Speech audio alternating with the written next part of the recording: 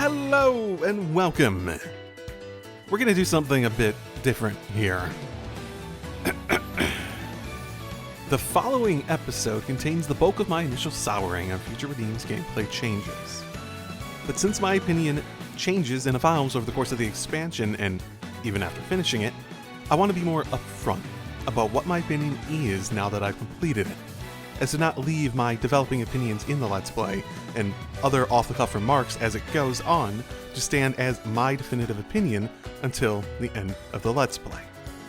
To note, this isn't a stream of consciousness like my Let's Play. This is scripted out.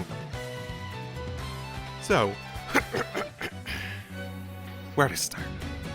Ultimately, I think the flaw of it all boils down to one simple thing: padding. Let's say it this way. The general loop of gameplay in general involves teaching a mechanic, reinforcing it, then testing the player on those mechanics. Namely, in a JRPG, these tests are on the boss fights in the battle system. Xenoblade, in particular Xenoblade 3, is a preparatory, heavy style of JRPG. There is some level of execution and strategy after performing the battles themselves, but it's much more heavily weighted towards your setup for determining what your level of success is going to be. This basically means that the, quote, test, end quote, of the gameplay loop is to test your ability to customize and optimize your party, with some minor elements of execution in the battle itself to put those setups into practice. Now, this brings us to the affinity and unlock systems of Future Redeemed. By concept, they are a way to incentivize and interconnect the exploratory side content with the main gameplay loop. And it succeeds in this. I'm not going to deny that. They are very strong rewards for doing this content, to the point of basically requiring it if you want to engage in the main gameplay loop in a significant way. After all, the gameplay system is heavily setup orientated, which makes that last part really the problem. The system changes the process of how one, quote-unquote, gets good, end quote, into one dependent on this content. Previous titles kept it as a supplementary factor. Games where there was a light sprinkling of required interactions here and there, but it rarely became the linchpin of progression in the story or in the main gameplay loop. Instead, here it's like the game wants to add a collectathon as a genre label. Like it was to rise up and declare that this part of the game is no longer a change of pace type content to keep things fresh as you play, but instead integral to the primary gameplay loop experience. On its face, this isn't a bad thing. Many of you watching it enjoyed it, and there isn't anything wrong with that. I myself quite dislike collectathon as a genre, so this innately goes against my taste. There is definitely significant subjective factors to all this, after all. The more objective problem is that it isn't even really that as a genre. It elevates the side task to a level of importance that it's similar to being a genre, but the main gameplay loop is still the battles, not the exploration or collecting in any form. It falls into an awkward in-between place, one where it basically amounts to forced grinding, a padding that tries to substitute traditional grinding for the collectathon elements that push you to explore the world. One thing that someone pointed out since episodes started going up was that the expansion was basically advertised that it wouldn't have a Torna-type story blocker requiring you to do side content. So, let's compare that. The Torna blocker was basically the need to do side quests at a certain point in the story in order to continue on. It was a badly placed thing, causing an issue of basically narrative pacing, where you stopped and needed to go just do stuff that you didn't necessarily want to do at that point. It was poorly executed and annoying, but ultimately, it was just one boulder in the road. Problematic, but something that you can just get past and not think about again. For Future Redeemed, it becomes a constant companion. It becomes the determining factor in at least my ability to engage with the main gameplay loop. Throughout this playthrough, every time I run into a challenge that I'm underleveled for, or need to expand or change my setup to overcome. I had honestly a similar experience to what I did in the Torna expansion for that one time. I was forced to engage in something entirely different than the thing I wanted to engage in. It became, for all intents and purposes, a slog. The Torna frustration was one of feeling that I was forced to slog through an entirely different thing that I didn't want to do for hours, just to be able to engage in the thing I actually wanted to do. If you're having trouble understanding it anyway, a comparable example would be, imagine a platformer with roguelike elements. One of those that requires you to do a lot of experimental runs to learn patterns and timings and just execute with a level of mastery. Now imagine that the lives you have to use to do said experimentation in practice are locked behind a puzzle minigame. One where you need to grind out a bunch of those puzzles for lives in order to do that. And now imagine yourself in that situation.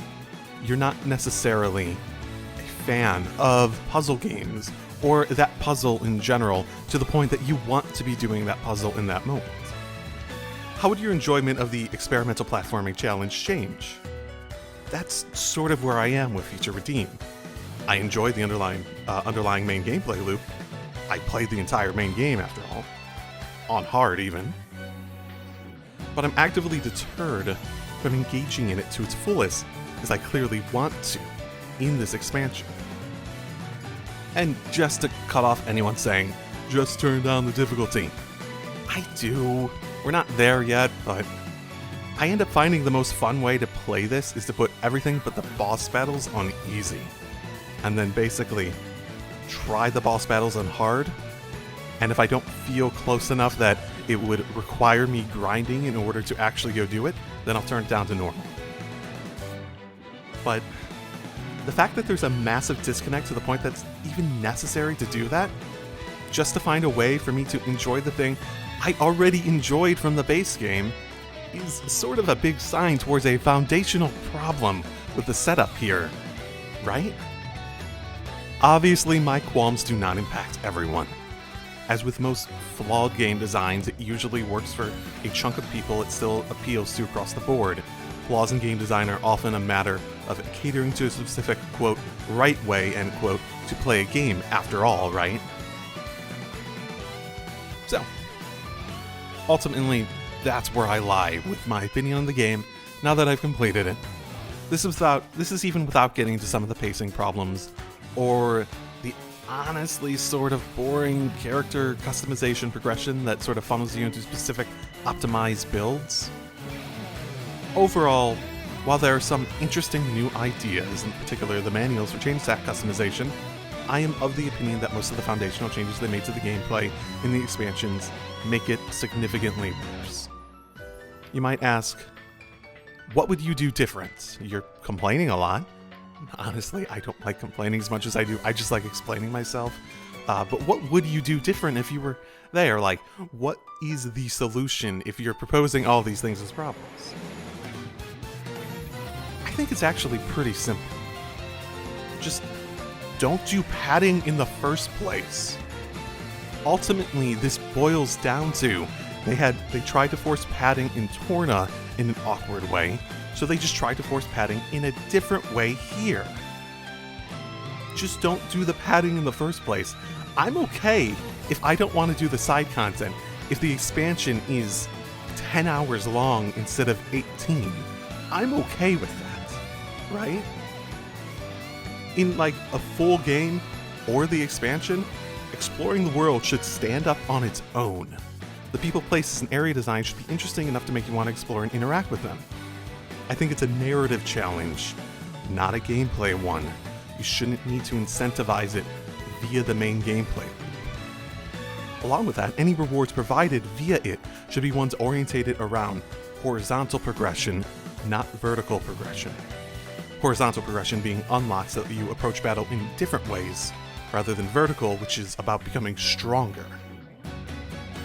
And I don't think the above, the things I just said, I don't think those are unreasonable asks. But that sort of sums it up. I do hope you understand. I just want to... It's a big disclaimer. It's a big part of my experience with the Let's Play, after all. I'll keep my thoughts and ramblings to come after this unedited. Just do note that they're me working through my thoughts, stream of consciousness-wise, being hyperbolic and frustrated at times.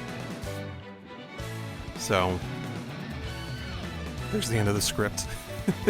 Ad-libbed a little bit there, but I don't want to drag this out too much at the moment. I want to be able to get this opinion out there and have it as context for any of the future things that you may hear me say in the Let's Play. So, hopefully that helps you understand the thought process I am going through and eventually come to the conclusions where I'm at. Hopefully you understand my opinion as it stands just right now. Hopefully this doesn't destroy your ability to enjoy it. I do fully expect subscriptions, people subscribe to the channel, to drop off. I fully expect a significant number of dislikes. I fully expect all that. And I'm not doing this because I expect that. I expect that for the same reason I'm doing this, in that I know people watch Let's Plays in order to, often to see validating opinions of something they enjoy. You're not going to be watching this Let's Play because you did not enjoy the gameplay of Future Redeem. There's going to be some people out there that agree with me, but people that are excited enough to watch this, especially this far after the initial release, are probably not going to be the people that agree with me in terms of how much they enjoyed it. So I understand that, and I understand that the audience is going to be innately different. So, at the very least, I hope you understand. I hope you're open-minded enough to understand that I do think that there are some objective flaws that are objective flaws in the way that they don't affect everyone, right? But they are flaws in a way that don't necessarily require the game to be designed this way. You can design it better, blah, blah, blah, blah, blah. I already said my piece. So, I think I'll leave it at that. And next time, yeah, we're gonna have fun. So, drive safely, everyone.